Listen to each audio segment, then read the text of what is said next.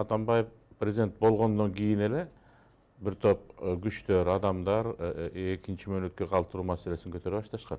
Мага эле мисалы бир канча киши кайрылган, башка фракциянын депутаттарынан бүгүнкү күндө бүгүнкү бийликтин түшүндө да кызмат алып, мындай жакшы кызматтарды алып жүргөн айрым адамдар мына келишип, өмүр бою ошо кызматтар алып жүргөн айрым адамдар келишип, экинчи мөөнөткө калтырышыбыз керек, ошону ойлонушубуз керек, ошонун үстүнө иштешибиз керек деп сунуш кылышкан.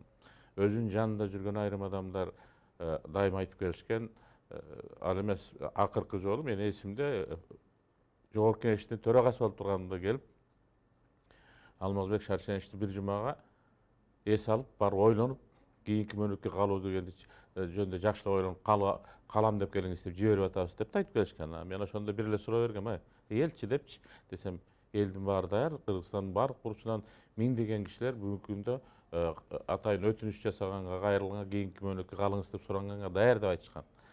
Бирок ошондой азгырыктардан кутулган үчүн, ошондой азгырыктардан чыгып кетип, мындай конституциялык мөөнөттө өткөрүп берип кеткен үчүн Атамбаевга баатырдыкты да берсе болот, Атамбаевди ачыгын айтканда мындай жакшылап сыйлап, бир жакшы ошол аркылуу бир жакшы салт баштап алсак болот деген менде ой бар болчу.